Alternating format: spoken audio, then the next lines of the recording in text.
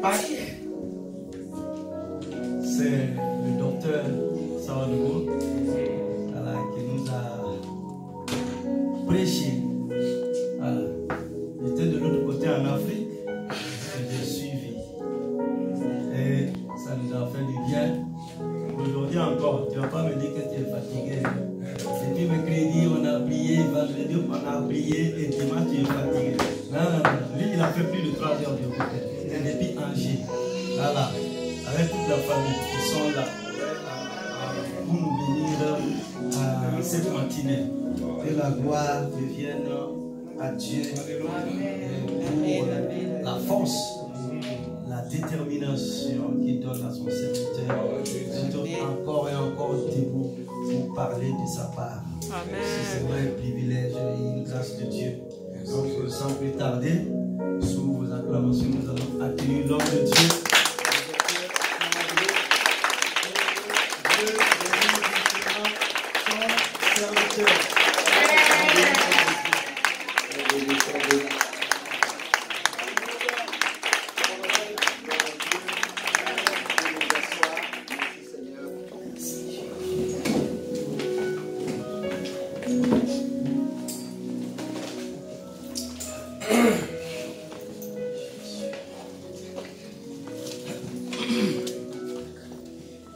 Alléluia. Amen. Je suis fort, fort, oui, plus que vainqueur par le sang de Jésus. Je suis fort, fort, oui, plus que vainqueur par le sang de Jésus, mon sauveur.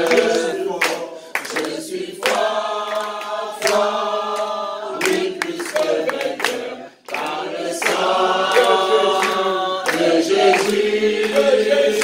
Je suis fort, fort, oui, plus que vainqueur par le sang de Jésus, mon sauveur. Amen. Amen.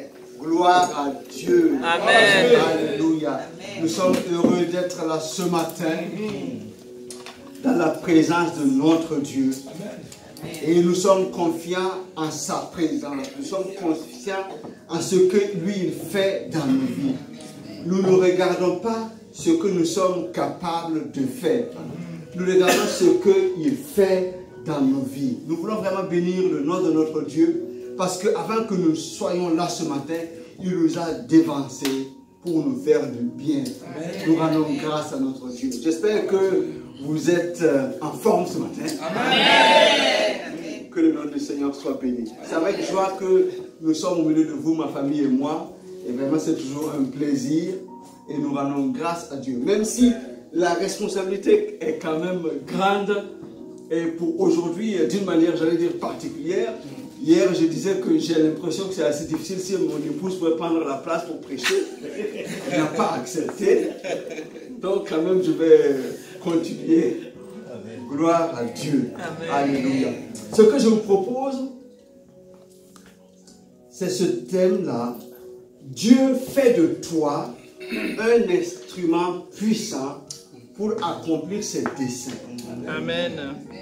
Donc, Dieu fait de toi un instrument puissant pour accomplir ses desseins. Je n'ai pas dit que Dieu a fait de toi comme si tout était déjà accompli, mais il fait de toi, ça veut dire que c'est un processus qui est toujours en cours. Parce que tout n'est pas encore parfait. La perfection viendra quand nous serons au ciel.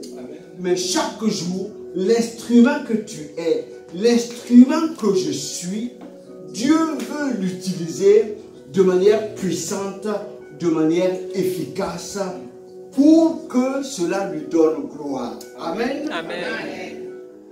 Je me suis laissé imaginer, pour être un grand peintre, si je dois prendre une belle peinture avec une belle toile et un beau pinceau pour faire un beau tableau, malgré la qualité du matériel qu'on me donnera, étant donné que je ne suis pas artiste, je ne suis pas peintre, je vous sortirai quelque chose, mais que vous n'achèteriez peut-être pas, parce que ce n'est pas vraiment beau à voir. Mais à contrario, si vous prenez quelqu'un qui est un grand peintre de renommée, et vous lui donnez les mêmes choses que moi, il vous sortira un beau tableau qui coûtera certainement quelques centaines, quelques milliers d'euros, parce que lui, il est un grand peintre, il est un grand artiste. Donc, il sait bien faire les choses. Je suis en train de nous passer ce message, que nous comprenions que nous sommes des instruments entre ses mains. Donc, la qualité de l'instrument est importante, mais elle est moins importante que la qualité, la capacité de celui qui l'utilise. Donc, nous sommes des instruments entre les mains de Dieu. Pour autant, nous n'allons pas dire, voilà, puisque nous sommes des instruments, parce que nous sommes puissants, les choses vont se faire. Non, non. Nous comptons sur celui qui nous utilise. Parce que, puisque lui, il est capable, il est tout puissant, en tant qu'instrument entre ses mains, il réalisera certainement une œuvre merveilleuse parce que c'est lui qui est à l'œuvre. Vous me suivez ce matin?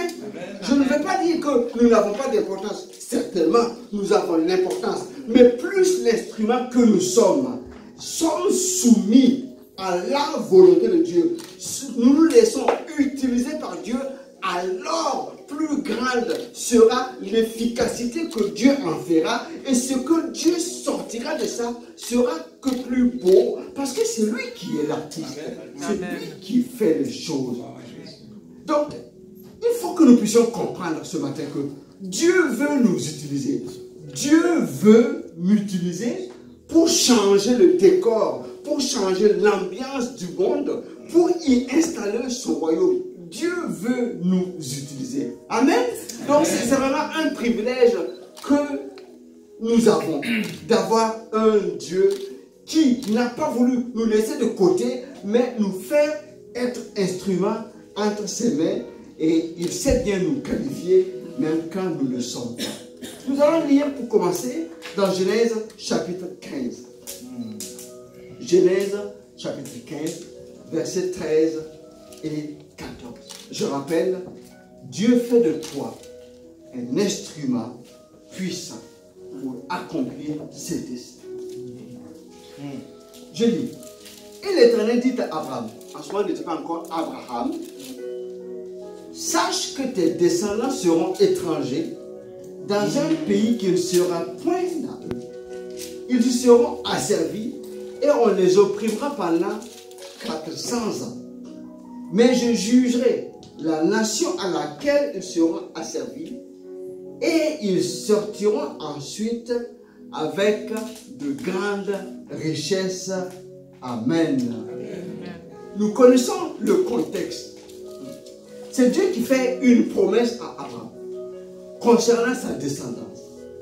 Mais nous savons effectivement que quelques années, quelques centaines d'années plus tard, sa descendance s'est retrouvée en Égypte. Nous connaissons pour la plupart le contexte. La descendance de Jacob est allée en Égypte à la faveur de la famine. Et quand cette descendance est allée là, ils ont été installés dans le pays de Goshen, parce que c'était des gens qui étaient des éleveurs. Donc c'était un bon endroit pour s'occuper de leurs troupeaux. Mais pendant plusieurs années, tout s'est bien passé, jusqu'à ce qu'il y ait un nouveau roi, un nouveau pharaon, et leur condition de vie a été plus difficile, puisqu'ils sont passés de libres maintenant à esclaves. Par contre, c'est Dieu qui a dit à Abraham, ta descendance va être en Égypte, et elle va être opprimée. Comme si Dieu fait exprès pour amener un peuple en oppression. Ce n'est pas son objectif. Dieu est en train de former un peuple, comme dans un creuset, pour le former, pour qu'il le connaisse, pour le former, pour qu'il sorte encore uni, pour qu'il sorte avec de grandes richesses. Mais cela passe par un moment de difficulté. Je me suis posé la question, mais pourquoi en Égypte il y a eu autant d'oppression? Pourquoi ce peuple a été si maltraité que ça? Vous savez que ça a été très difficile, parce qu'à chaque fois que le peuple était maltraité, on le soumettait à des lourds travaux, il se multipliait davantage. Et le pharaon dit non, non, c'est pas possible. Si nous ne faisons rien, un jour, ce peuple se lèvera. Il est tellement nombreux qu'il va nous détruire. Alors que Dieu a fait une promesse à Abraham. Ça veut dire qu'il aura une descendance nombreuse, comme les étoiles du ciel, comme le sable de la terre. Dieu a fait une promesse. Mais pendant qu'il est là dans ce lieu, le pharaon donc veut aller contre cette promesse de Dieu. Vous me suivez? Et quand il opprime ce peuple, il se multiplie davantage. Et le pharaon dit, dans ces conditions, tout garçon qui naîtra, on le tuera. On laissera les filles. Et alors, la crainte de Dieu s'est emparée des sages-femmes qui n'arrivaient pas à honorer, à obéir à ce que le pharaon dit. Vous me suivez? Ça veut dire que Dieu s'est choisi un peuple. Il a dit que je vais le multiplier. Je veux qu'il soit un peuple nombreux. Et pendant qu'il est en séjour en Égypte, l'ennemi veut briser le rêve de ce peuple, veut empêcher ce peuple d'accomplir ses desseins. Et je me suis posé la question, mais pourquoi Dieu fait passer le peuple par des moments difficiles? Pourquoi il n'était pas juste pas là pendant un moment voilà, où tout allait bien, hein, ça se passe bien, leurs animaux sont bien, ils se multiplient, et après, ils ont tellement fait de bonnes affaires qu'ils quittent le pays.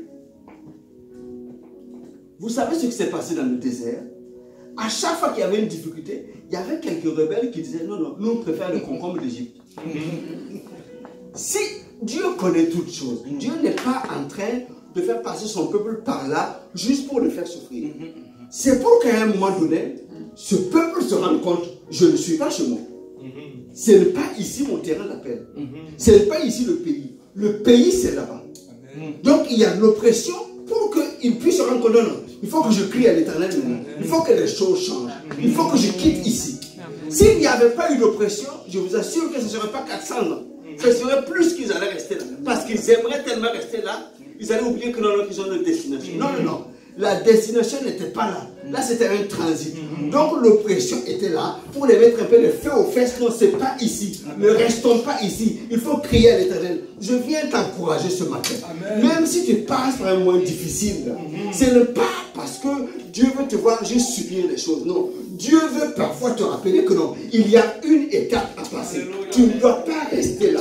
Il y a quand même un pas à faire. Tu dois encore le garder à l'Éternel. Plus tu as le défi devant toi, plus tu sais en toi que celui qui t'a appelé te donne de convaincre ces choses, donc tu dois être encouragé. Plus le défi est grand, puisque Dieu t'a donné de le connaître, c'est que te donnera de voir son œuvre dans ta vie. Amen. Alléluia. Amen. Il fait de toi un instrument pour accomplir ses desseins. Vous connaissez l'histoire. Pendant cette période turbulente, difficile, il y a un homme, un enfant qui est né. Il s'appelle Moïse. Il est né dans une famille cachée parce que le pharaon cherchait à tuer les garçons. Et il a été caché, il a été sauvé des eaux, comme vous le savez, dans ce Nil où la fille de pharaon est venue le prendre. Il était caché dans le palais. Et cet homme est devenu grand. Il a reconnu qu'effectivement, il n'était pas égyptien, mais qu'il était hébreu. Il avait en son cœur quelque chose qui bouillonnait. Il faut que je fasse quelque chose pour le peuple là, duquel je suis sorti. Et quand il est grand, il est à l'apogée de sa grandeur, de sa puissance.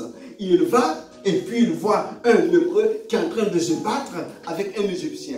Il prend la défense de l'hébreu et malheureusement il tue l'égyptien. Il le cache sous le sable. Alors, il remet ça à ses habits, il part, il pense qu'il a bien fait les choses. Le lendemain, il voit deux hébreux qui sont en train de se battre, il va les séparer. Et là, un des hébreux lui dit, mais qui t'a établi juge sur nous?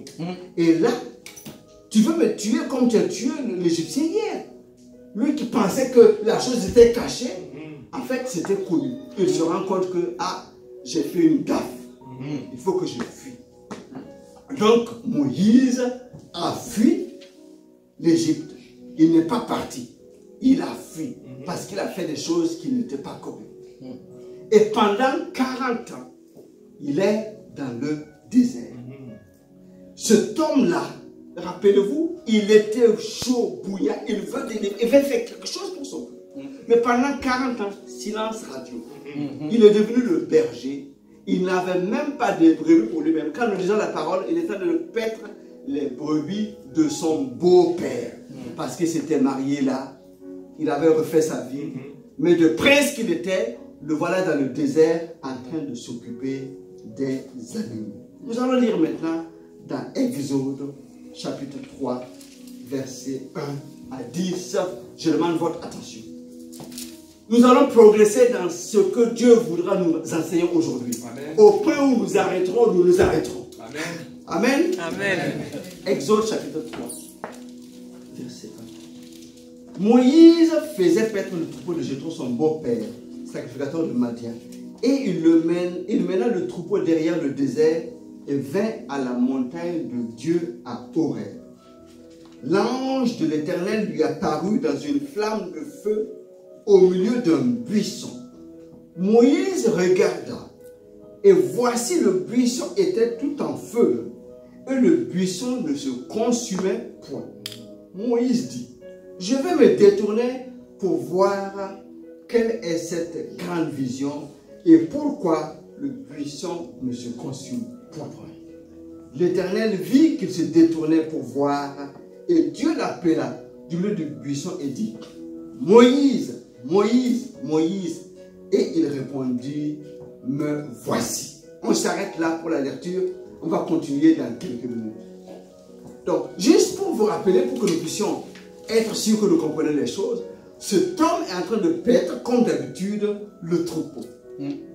C'est ce qu'il sait faire désormais, en tout cas depuis 40 ans. Et quand il voit ce buisson avec une flamme, ça attire son attention. Peut-être il y avait des feux de temps en temps, mais cette fois-ci, ce feu-là était particulier. Parce que ce feu ne brûlait pas, ne consumait pas les feuilles. Et l'ange de l'Éternel est là.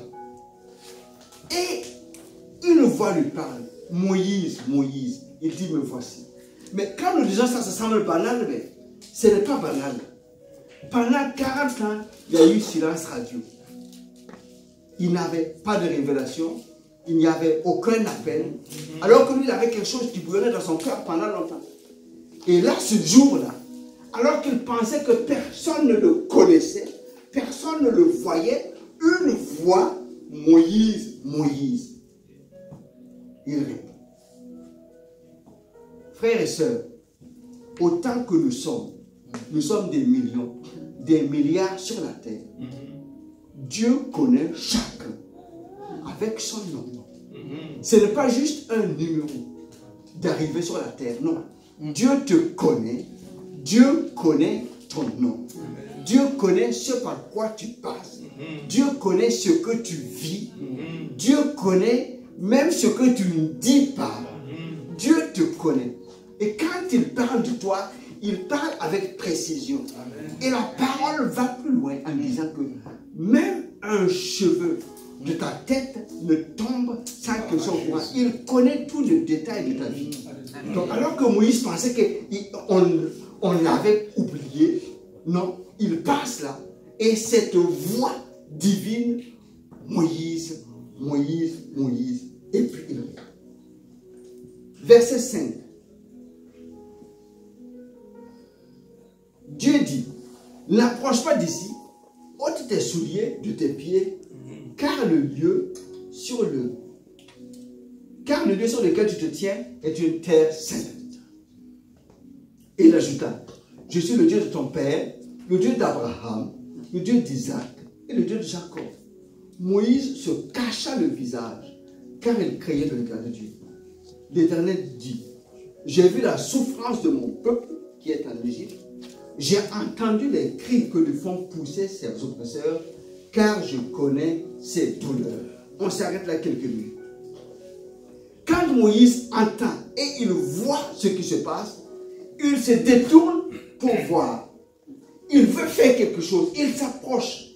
Et là, Dieu parle. N'approche pas. Ôte tes souliers. Une première leçon que peut-être Moïse n'avait pas apprise jusqu'à là.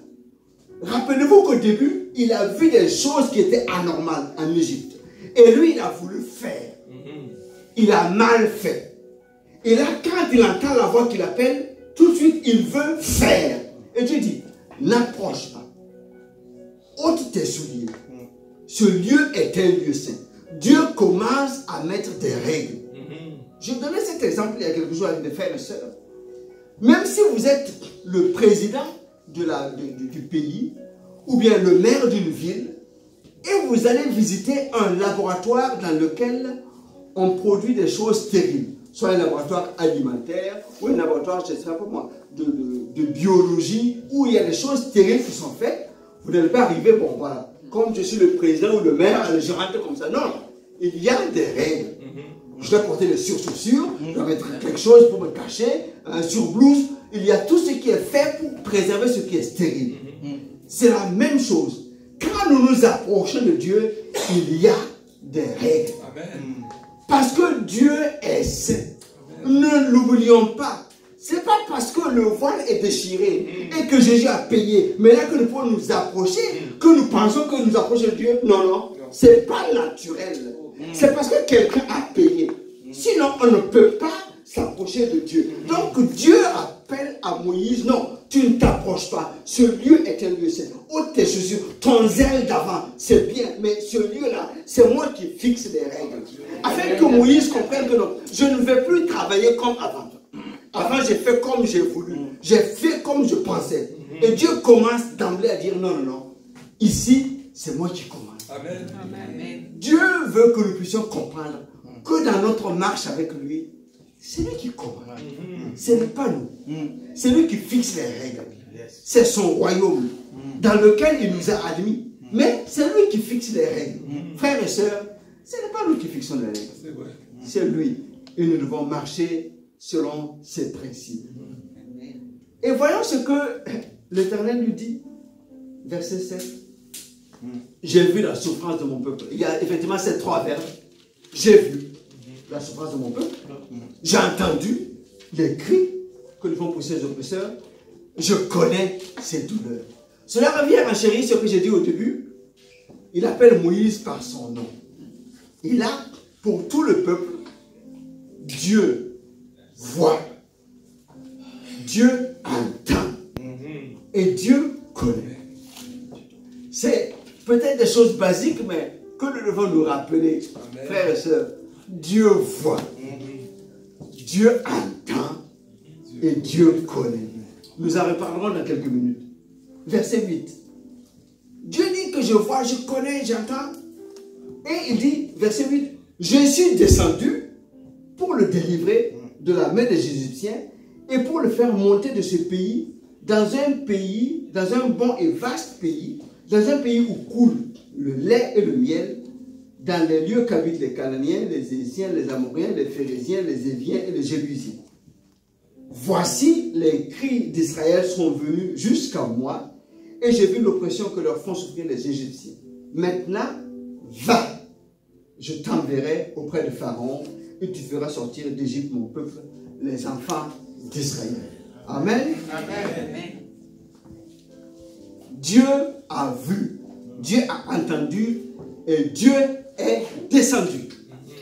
Mais Dieu n'est pas descendu avec l'ange Gabriel, avec une ordre d'ange en disant, voilà, Moïse, tu vois, je vais faire mon travail, tu vois ces anges-là, je vais les envoyer en Égypte, ils vont délivrer mon peuple, toi tu es juste spectateur. Dieu dit, je suis descendu, mais toi, va délivrer. C'est un peu paradoxal, en tout cas en apparence. Et quand nous connaissons l'histoire, Moïse commence à dire, non, non, non, non. Je ne peux pas aller. Qui suis-je pour y aller?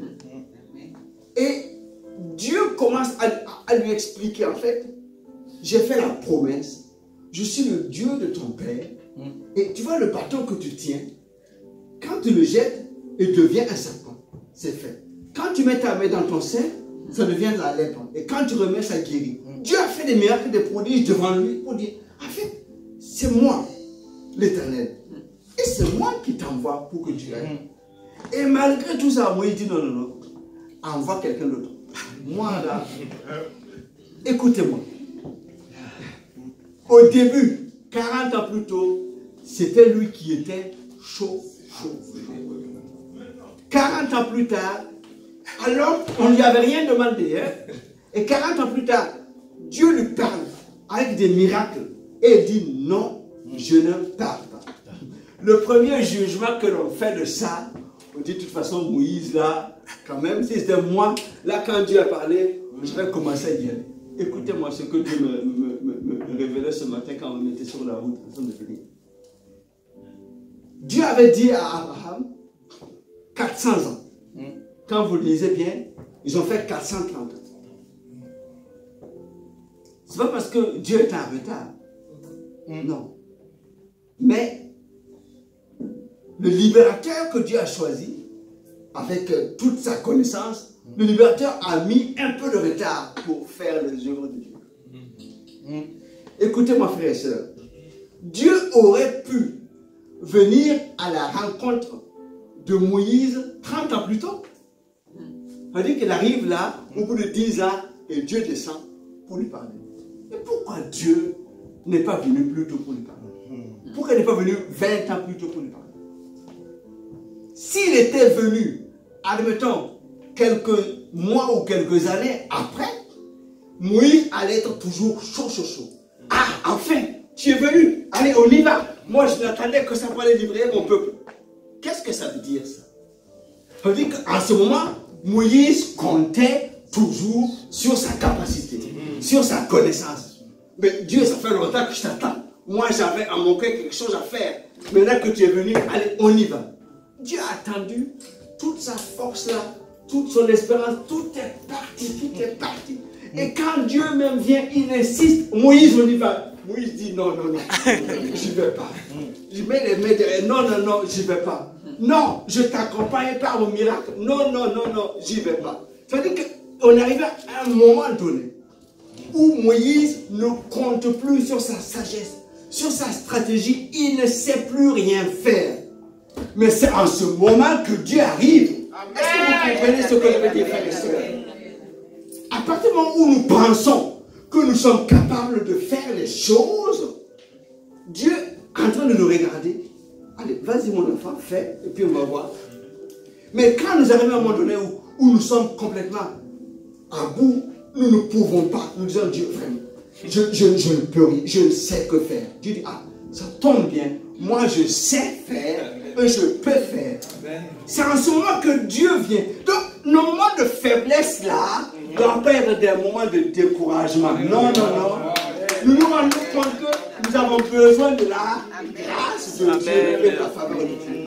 Que nous ne soyons pas découragés parce que nous sommes dans des moments de faiblesse. Ça tombe bien. Il est celui qui relève les faibles, qui donne la force à celui qui est fatigué. C'est pour ça que Moïse est venu, Dieu est venu en ce moment, pour donner de la force à Moïse, pour que Moïse sache que voilà, si je retourne là, je ne retourne pas en comptant sur mes propres forces.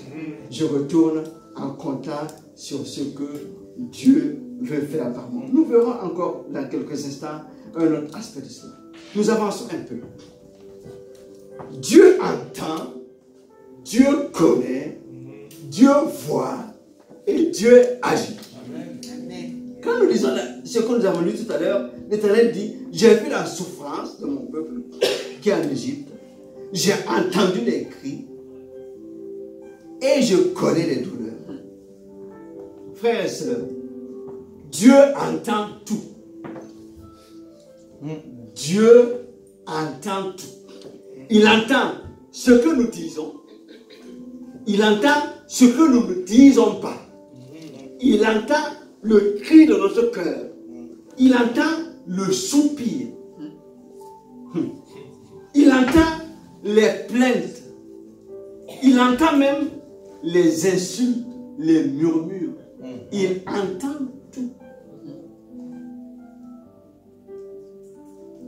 Puisque nous savons qu'il entend tout, autant lui dire tout le temps des choses qui sont agréables à ses oreilles. C'est pour ça que la Bible nous recommande de prier sans cesse. Il entend en tout le temps. Ce n'est pas juste par moment. Il entend tout en tout temps. Il entend tout. Ce n'est pas juste ce qui sort de notre bouche qu'il entend. Sinon, ce serait facile. On prépare une belle phrase qu'on dit qui est complètement à l'opposé de ce qui est dans notre cœur. Il entend tout. même les non-dits. Donc, il n'y a rien que nous pouvons cacher à Dieu. Deuxième point, Dieu voit tout. Il voit tout. Ce qui est caché aux hommes, il voit tout. Ce qui est au fond du cœur, il voit tout. Donc c'est pour cela que quand lui, il choisit quelqu'un, c'est en connaissance qu'il voit tout. Il voit même ce que nous ne voyons pas. Cela a un avantage parce que puisque nous sommes ses enfants et qu'il voit tout, il est là aussi pour nous garder, pour nous protéger, pour que notre pied ne chancelle. Il est là pour le faire. Mais il y a aussi que nous devons nous rendre compte qu'il voit tout, y compris les méfaits cachés, des choses que nous ne voudrions pas que les autres voient. Lui, il voit. Et quand nous prenons conscience qu'il voit tout, qu'il entend tout, ça doit modifier un tout petit peu notre attitude, notre manière de faire. Parce que j'ai l'impression que parfois, nous oublions qu'il voit tout et qu'il entend tout. C'est pour ça que nous cachons certaines choses et que non, mais il voit tout, il entend tout. Et il connaît tout. Ce n'est pas juste par moment, non, il connaît absolument tout. Il est au courant de ce qui est dans le passé, de ce qui est dans le présent et ce qui est dans le futur.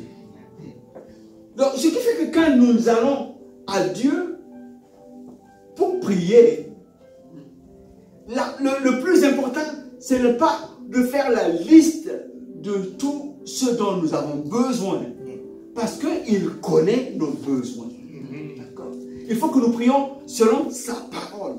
Sinon, si nous allons passer le temps, effectivement, à faire notre liste va la citer du matin jusqu'au soir, tellement elle est longue, mais il connaît. Le plus important de la prière, ce n'est pas la liste, c'est la parole de Dieu que nous sortons de notre bouche, de notre cœur. Amen. Amen. Donc, ce que je viens de dire, c'est de tout temps. De tout temps, Dieu entend tout.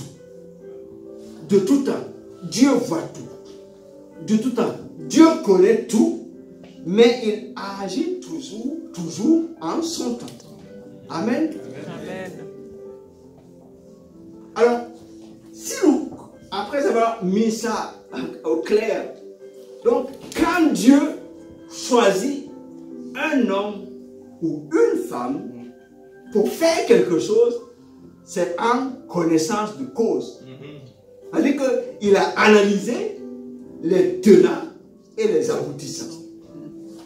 Il a analysé les défis. Il a analysé l'adversité. Et celui qui a choisi aussi, il a analysé sa capacité.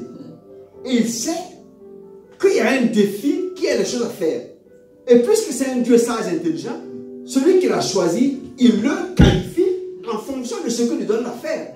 Il lui donne la capacité nécessaire à la puissance. Donc à partir du moment où Dieu met son choix sur toi, même si tu as peur, tu dois y aller. Parce que toi tu as peur juste par rapport à ta petite analyse. Mais lui il a analysé plus large. Il a dit, tu es l'homme, tu es la femme de la situation. Donc si tu as dans ton cœur que Dieu t'appelait à faire ça, tu dois aller sans crainte parce que celui qui t'a appelé a tout analysé et il te donne la capacité. Il ne t'envoie pas pour être un kamikaze, non. Il te donne ce qui est nécessaire à faire, puisque ce que tu vas faire, puisque tu vas en son nom. Non, lui, il a tout intérêt à ce que ça marche. Pour qu'on dise, voilà, c'est lui qui m'a envoyé. C'est pas moi, c'est lui qui m'a envoyé. Donc, pour que ce que tu feras soit tout à sa gloire. Donc, quand Dieu décide d'agir, il n'y a rien qui peut empêcher Dieu d'agir. Quand il décide d'intervenir, l'ennemi ne peut pas empêcher, quel que soit ce qui se passe, parce que quand il décide, c'est que c'est le bon moment, c'est le bon temps. c'est l'instrument idéal choisi et il a qualifié, il donne tout ce qu'il faut pour que l'œuvre qu'il a confiée puisse aboutir. Amen. Amen. Donc, quand Dieu descend et il appelle Moïse, il dit voilà, j'ai entendu, j'ai vu, je connais, me voici, je suis descendu et je t'envoie pour que tu ailles. Dieu a tout analysé et il envoie Moïse. Mais ce que Dieu veut que Moïse comprenne, c'est encore plus loin. Ce n'est pas juste que Moïse écoute et puis il aille sans comprendre. Dieu veut que Moïse comprenne comment lui il fonctionne. C'est ce que j'ai appelé agir pour Dieu.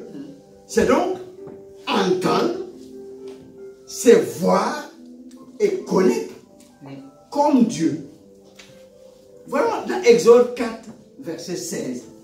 J'espère que je ne vous choque pas quand je dis cela. Nous allons lire la parole. Exode 4, verset 16. Puisque Moïse a dit, je ne pars pas. Donc, quand vous lisez, la Bible dit que la colère de l'Éternel s'est enflammée. Et puis l'Éternel dit, voici, ton frère Aaron vient à ta rencontre. Allez, tu vas lui parler. Voilà ce que nous lisons. Je t'envoie Aaron et il va être avec toi. Il parlera pour toi au peuple. Il te servira de bouche. Et tu tiendras pour lui la place de Dieu. Prends dans ta main cette verge avec laquelle tu feras les signes. Suivez-moi bien. Moïse est l'envoyé, le serviteur de Dieu. Celui qui a été choisi pour aller délivrer le peuple. Mais pour que Moïse comprenne comment Dieu fonctionne, Dieu lui dit, voilà, quand tu n'arrives pas à comprendre, je vais te montrer les choses. Tu prends la place de Dieu. Et Aaron, maintenant, il va exécuter les ordres. Donc tout ce que tu vas dire de ta bouche, Aaron va agir. Et cela va s'accomplir. Et tu vas comprendre, c'est comme ça que je fonctionne. Moi, quand je parle, mon instrument agit. Mais puisque je vais t'amener à ma connaissance, puisque tu vas à mon nom, je te donne mes pouvoirs, tu dois pouvoir entendre ce que je veux que tu entendes, tu vas pouvoir voir ce que je veux que tu vois, tu vas pouvoir connaître ce que je veux que tu connaisses, et tout ce que tu diras de ta bouche et que Aaron exécutera sera manifesté. Il faut que tu comprennes cela. Donc, Moïse est parti avec une autre autorité. C'est-à-dire qu'au début, quand il voit cette flamme de feu qui est sur le buisson, il n'avait peut-être pas bien compris. Mais Dieu veut lui dire, ce feu-là va t'accompagner. Cette puissance-là va t'accompagner. En fait, quand les Égyptiens vont te voir, quand le pharaon, quand les magiciens vont te voir, en fait, c'est Dieu qu'ils verront. Quand ils vont te voir, c'est moi qu'ils verront. Tu n'as qu'à parler seulement. Dès que tu parles, les choses vont se réaliser. Amen. Amen. Vous me suivez? Amen. Donc, Dieu choisit Moïse et il lui dit, tu seras comme Dieu et tu parleras et Aaron va exécuter. On va aller rapidement. Pour libérer le peuple, Dieu a choisi un libérateur. Amen. Qui s'appelle Moïse. Le choix de Moïse n'a pas été un choix. Alors, Dieu regarde son chronomètre, il dit, bon, voilà, j'avais dit à Abraham, ça fait 400 ans. Maintenant, je me rends compte qu'il est temps, il faut que Moïse se lève pour faire quelque chose. Non. Suivez-moi, frères et sœurs. En fait, Dieu, il est au courant de tout. Je me répète, mais il faut que nous puissions comprendre. Même l'esclavage, Dieu est au courant, Dieu entend, Dieu voit. Et Dieu a planifié la venue du libérateur. Même quand l'oppression était la plus grande, c'est dans sa sagesse que Dieu a fait naître Moïse autant qu'il a voulu. Pour que Moïse accomplisse son plan autant qu'il a décidé. est dans un plan que Dieu a préparé par avance pour qu'il puisse accomplir ce plan. Donc, Moïse était vraiment le plan de Dieu pour délivrer le peuple. Et quand nous voyons comment ça s'est passé, il a été un homme fidèle devant Dieu, mais il y a eu le sang qui a été versé ce soir-là, le sang de l'agneau.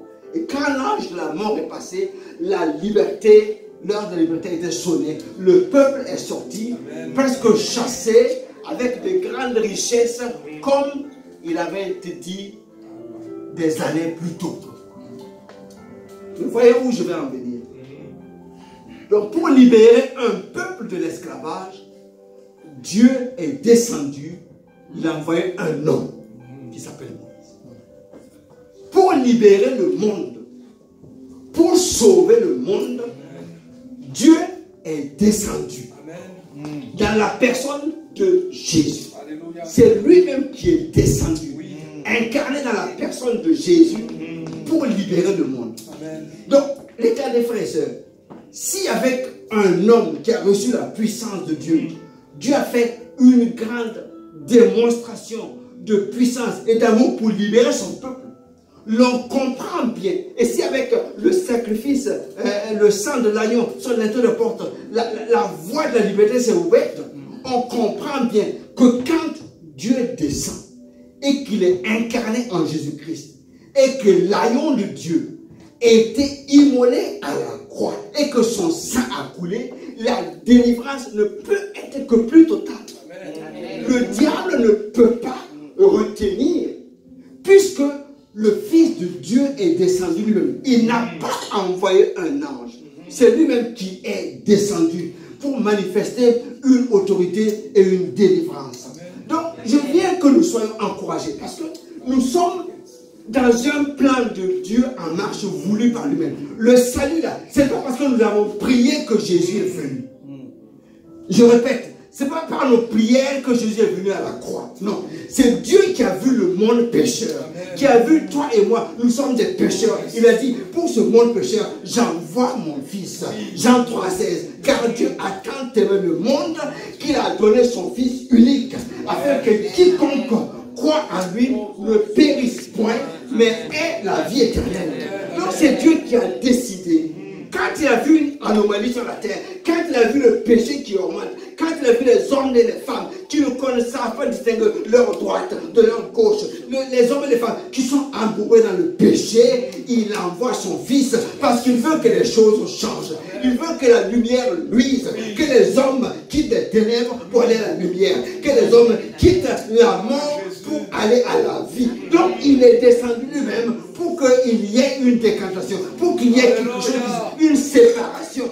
Et il est descendu manifester une puissance extraordinaire de libération et de liberté en Jésus.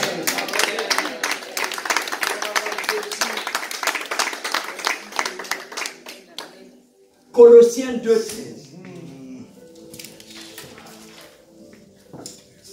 Vous qui étiez morts par vos offranses et par l'incirconcision de votre chair, il vous a rendu à la vie avec lui, en nous faisant grâce de toutes nos offenses. Amen. Il y en a beaucoup.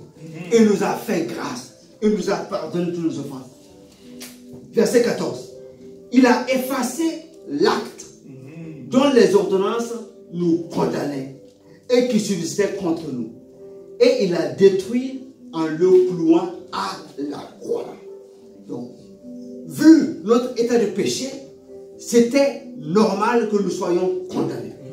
Et Dieu lui-même est descendu par son Fils et il a effacé l'acte de condamnation. Il a détruit, il a cloué à la croix. Donc, il n'y a plus de condamnation pour celui qui est à Jésus-Christ. Les choses anciennes sont passées. Voici, toutes choses sont devenues nouvelles. Regardez ce que le verset 13 que nous avons lu a dit. Il nous a rendus à la vie. Nous étions comme morts. Il nous a rendus à la vie. Il a pardonné nos offenses. Et le verset 14 dit, il n'y a plus de condamnation. Ceux qui vous condamnaient, j'ai ôté, il n'y a plus de condamnation. Vous êtes maintenant libres. Et le verset 15, il s'occupe maintenant des dominations. Il a dépouillé les dominations et les autorités et les a livrées publiquement en spectacle en triomphant d'elles par la croix. Amen. Donc les dominations, elles sont là, mais elles ont été dépouillées. Ce qui fait que nous pouvons avancer avec confiance. Parce que même s'il y a l'oppression de la domination n'a plus de pouvoir sur nos vies. Parce que la domination a été dépouillée. C'est ce qui s'est passé à la croix. Jean 1,12. Mais à tous ceux qui l'ont reçu, on parle de la parole, on parle de Jésus-Christ, à ceux qui croient en son nom, elle a donné le pouvoir de devenir enfant de Dieu. Le pouvoir de devenir enfant de Dieu. Lesquels sont nés non du sang, ni de la volonté de la chair, ni de la volonté de l'homme, mais de Dieu. Nous sommes nés de Dieu, nous sommes enfants de Dieu. Amen. Nous n'oublions pas bien sûr les desseins de l'ennemi. Jean 10, 10. Le voleur ne vient que pour dérober, égorger et détruire. Ça c'est connu. Mais ce n'est pas la chose, c'est une chose à savoir, mais ce n'est pas la chose la plus importante. La plus importante, c'est que Jésus est venu afin que les brebis aient la vie et qu'elles soient dans l'abondance. Amen. Donc, nous n'oublions pas la réalité de ce que l'ennemi fait. Mais nous voulons nous appuyer sur la vérité de ce que Dieu fait en Jésus-Christ. Je suis venu afin que les brebis aient la vie et qu'elles soient dans l'abondance. Amen. Amen. Je vais être très long, je vais m'en vers la conclusion. Dieu fait de nous des instruments puissants pour le salut du monde.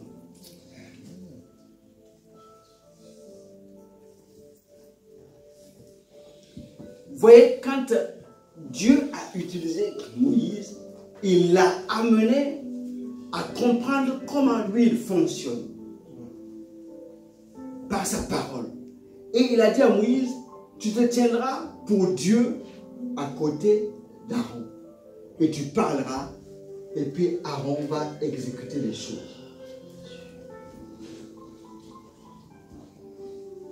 On va lire dans Jean 15, 15.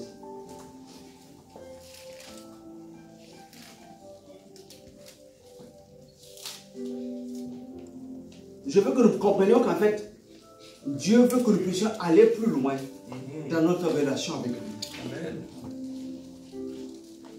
Je ne vous appelle plus serviteur, parce que le serviteur ne sait pas ce que fait son maître. Mais je vous ai appelé ami, parce que je vous ai fait connaître tout ce que j'ai appris de mon Père. Quand Dieu voulait détruire Sodome et Gomorrhe, il n'a pas caché cela à son ami Abraham. Il est venu lui parler. Il lui dit, pour qu'Abraham intercède. En fait, nous devons comprendre que Dieu veut, pour que nous puissions être un instrument puissant entre ses mains, que nous puissions aussi entendre, comprendre, connaître, voir et agir. Parce que si ce qui précède n'est pas, nous risquons de faire des actions prématurées comme Moïse a fait quand il défendait en Égypte, alors que Dieu ne l'avait pas encore dit de commencer.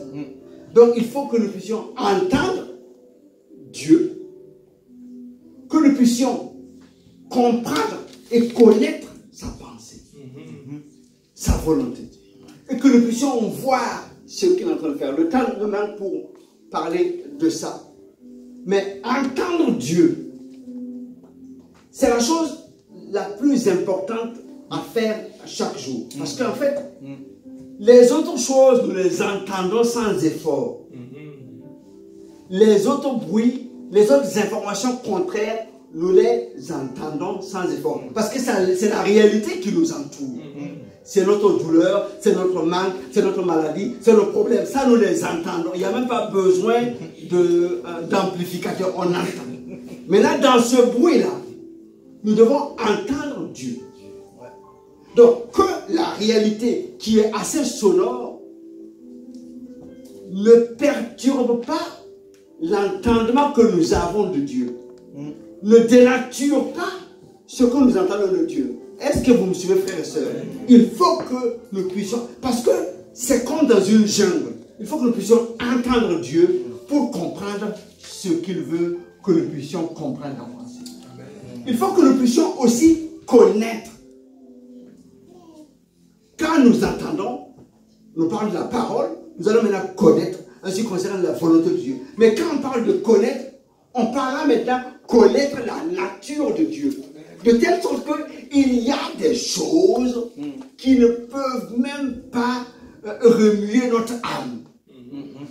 Quand on parle de la nature de Dieu, de l'amour de Dieu, même quand je suis dans les pétrins jusqu'au cou, la question ne me traversera pas l'esprit. Est-ce que Dieu m'aime? Il y a des choses que ça s'appelle la connaissance. Connaître la nature de Dieu. Quand on connaît la nature de Dieu, quand on connaît l'amour de Dieu, quand on connaît le cœur de Dieu, il y a une stabilité en attendant de voir l'action de Dieu. Parce qu'il faut entendre, il faut connaître la nature de Dieu et maintenant voir ce que Dieu fait. Voir ce que Dieu fait, c'est être en connexion avec ses projets, être en connexion avec ce qu'il est en train, son mouvement, le mouvement de l'esprit. Quand nous voyons ce que Dieu veut faire, nous pouvons comprendre que les choses sont peut-être à leur commencement, mais nous avançons parce que nous savons que Dieu est en train de faire. Il y a une conviction dans notre cœur, une révélation que Dieu veut nous mettre et nous avons cela pour avancer. Mais cela ne peut pas être notre guide tant que nous ne connaissons pas Dieu. Amen. Vous savez que on peut être à l'église, on peut faire des choses, et puis en fait, on ne connaît pas Dieu. Donc c'est important de connaître Dieu. Amen. Parce que parfois, il y a certains comportements, quand tu regardes, tu sais que non, en fait, on ne connaît pas Dieu. On l'a dit au début, il entend en tout le temps. Il voit en tout le temps. Il connaît toutes choses. Mais certains de nos comportements, c'est comme si nous ne connaissons pas ça. Parce que si nous avons cette conscience-là, il y a des choses qu'on ne verrait pas parmi nous. Ce n'est pas possible. Donc vraiment, il est important pour nous.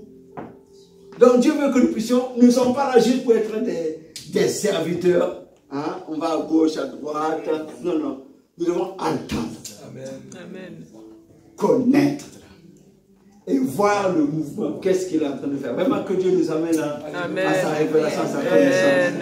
Ça nous sera. Et maintenant, quand nous sommes dans cela, Dieu nous donne maintenant d'agir en conséquence.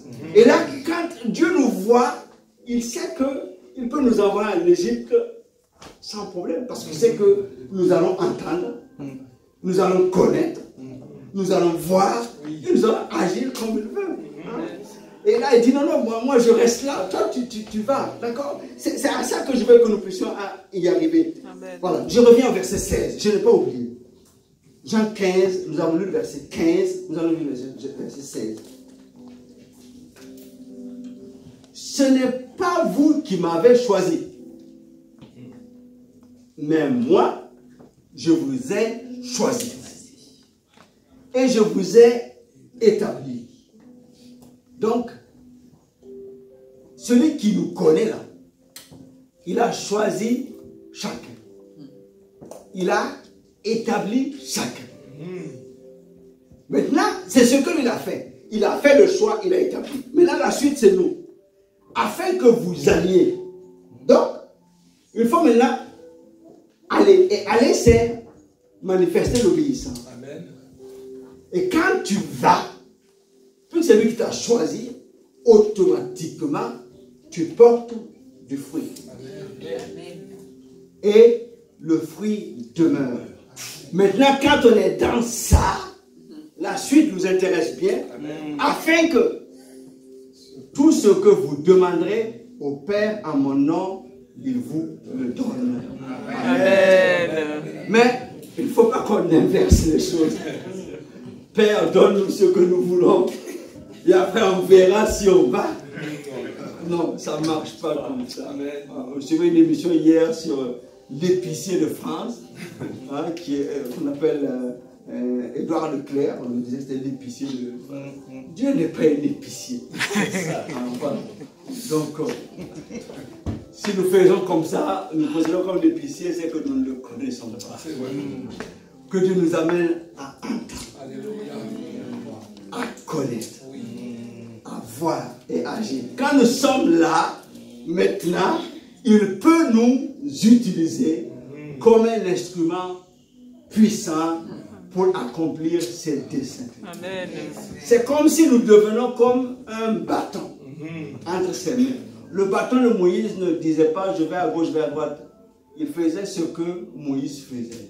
En fait, Dieu veut que nous puissions être tellement maniables entre ses mains qu'il puisse faire les grandes, les petites, les moyennes, qu'il puisse faire ce qu'il veut pour sa gloire. Je termine par ce verset, 1 Pierre 2, 9. 1 Pierre 2, 9.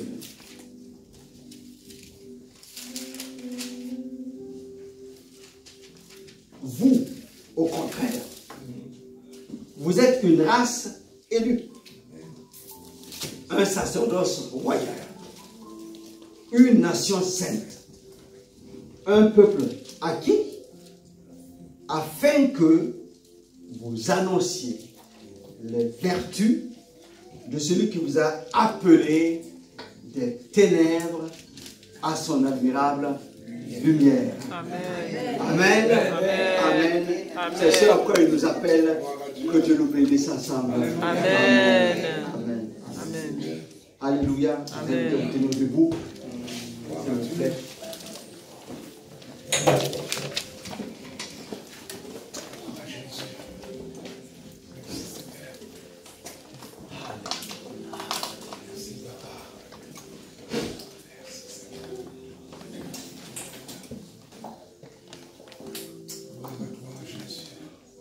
Quand on donne ce titre, Dieu fait de moi un instrument puissant pour accomplir ses desseins. Nous pouvons quand même faire effectivement cette prière que nous voulons être cet instrument. Donc, je vais vous inviter. On va faire la prière finale.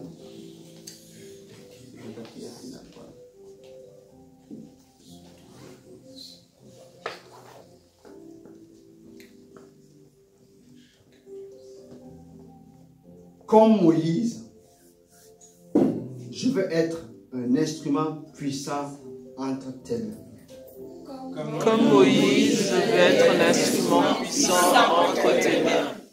Comme Moïse, je veux être un instrument puissant entre tes mains. Comme Moïse, je veux être un instrument puissant entre tes mains.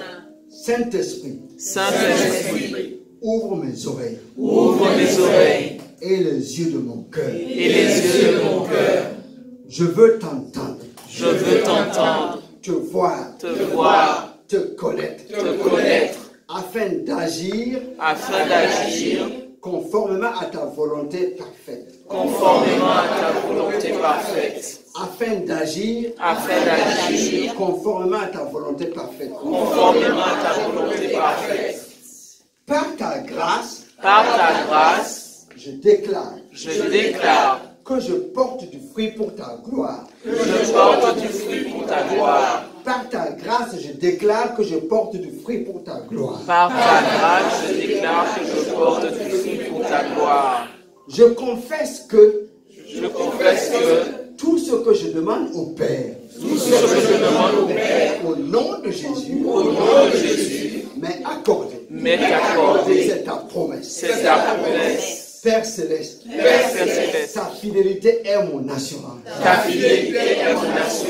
Et ta parole est ma boussole. Et ta parole est ma boussole. Amen. Amen. Amen. Amen.